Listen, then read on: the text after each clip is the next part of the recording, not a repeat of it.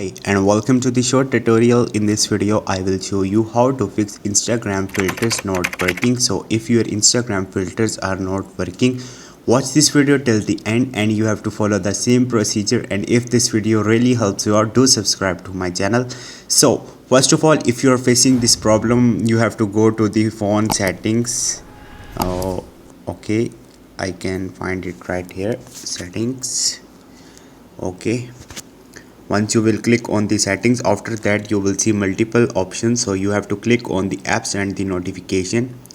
And once you will do it, you will see all apps right here and scroll up, and right here you have to search for your Instagram mobile application.